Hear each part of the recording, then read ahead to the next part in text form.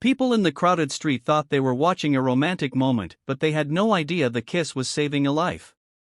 Moments earlier, the millionaire heiress had whispered, trembling, "He's here, he's going to kill me." And the man she grabbed for help, the quiet single dad who worked 2 part-time jobs, suddenly kissed her. But when the stalker froze and stepped back, recognizing the man's face, the truth burst open. The single dad wasn't who everyone thought he was. He was someone far more dangerous. And far more powerful. And that one kiss was about to destroy everything he'd been hiding for years. Ethan Hale didn't look like someone with a past. To the world, he was a single father, delivering packages during the day and washing dishes at night. His shoulders were tired, his boots worn, but his eyes, sharp, deeply observant, carried stories he never told. All he cared about was raising his 8-year-old daughter, Lily, whose laughter was the only thing that kept him alive after the army incident that took his team, his status, and nearly his sanity. He lived quietly. He avoided attention. He stayed invisible. But fate doesn't care who wants a quiet life. It happened on a warm evening in downtown Brookstone. The city streets were glowing with festival lights, the air thick with music and people celebrating the annual charity gala. Everyone was dressed in their best. Except Ethan. He had just finished a delivery and was cutting through the crowd to catch the last bus home. That's when she collided with him. A woman, breathing hard, trembling, her heels clicking wildly on the pavement, grabbed Ethan's arms with both hands. Her voice cracked. "Please, don't let go. He's following me." She was beautiful, but not in the polished magazine way. Her fear made her human. Her vulnerability made her real. Ethan blinked. "Are you okay?" "No," she whispered. "Please, pretend you know me. Pretend we're together." He barely had time to ask why when she looked over her shoulder, her face draining of all color. Following her was a man dressed in black, moving with predatory calm. The woman whispered, "If he sees me alone, I'm dead."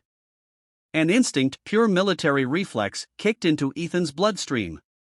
He didn't hesitate. He didn't think. He simply turned, cupped her face with steady hands, and kissed her. Gasps spread through the crowd. To the world, it looked passionate, even romantic. But to the man following her, it delivered a message. She's not alone. She's protected. The stalker stopped. His eyes locked with Ethan's. And for a terrifying second, the man's expression shifted, not anger, but recognition. Like he had seen Ethan somewhere before. Like he knew exactly who Ethan really was. The stalker faded into the crowd. The danger slipped away. But Ethan stayed frozen, because the woman's next words pierced him straight through. "My name is Aurora Quinn, and you just saved my life." Ethan pulled back, breath shaking. "I just reacted. Didn't think." Aurora stared at him, her eyes shining with something between gratitude and confusion. "Who are you?" she whispered. And Ethan, who had spent years hiding his former identity, his classified missions, his military record that no civilian was supposed to know, just shook his head.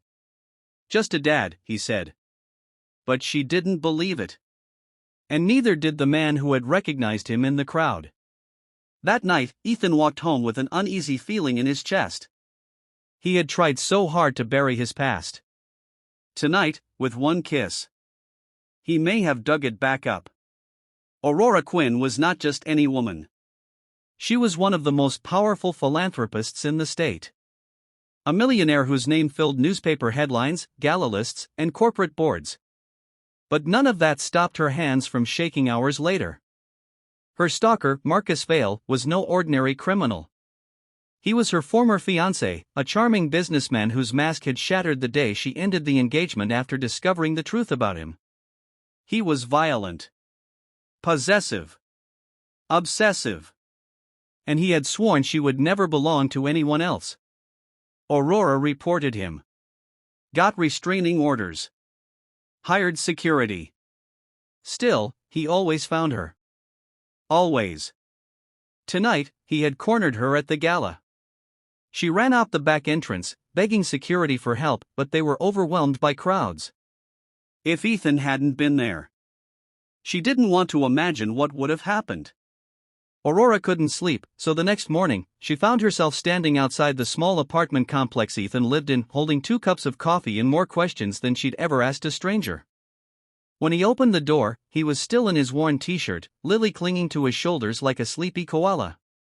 Aurora smiled gently at the little girl. "Hi. I'm Aurora." Lily yawned. "You're pretty." Aurora laughed softly. Ethan cleared his throat, embarrassed.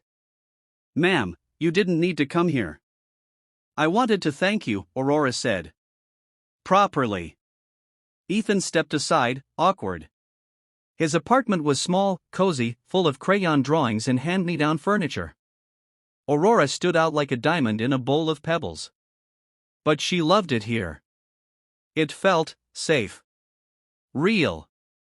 As Lily played, Aurora sat across from Ethan. "I did some research," she said quietly. "You weren't just a soldier.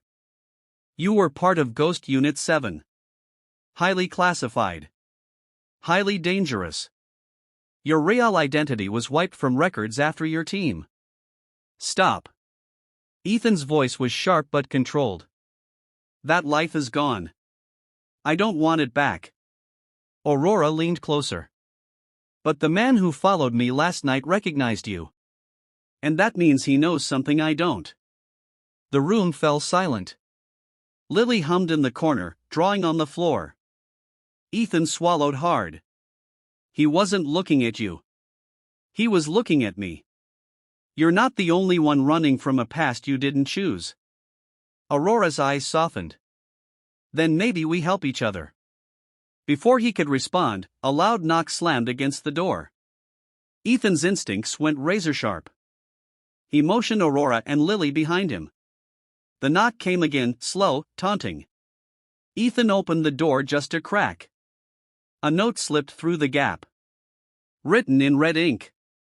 "Beautiful kiss last night, soldier. Next time, I won't walk away." Aurora's breath caught. "He knows where you live." Ethan's jaw tightened. Then he just made the biggest mistake of his life. Because the ghost he thought had died had just awakened again.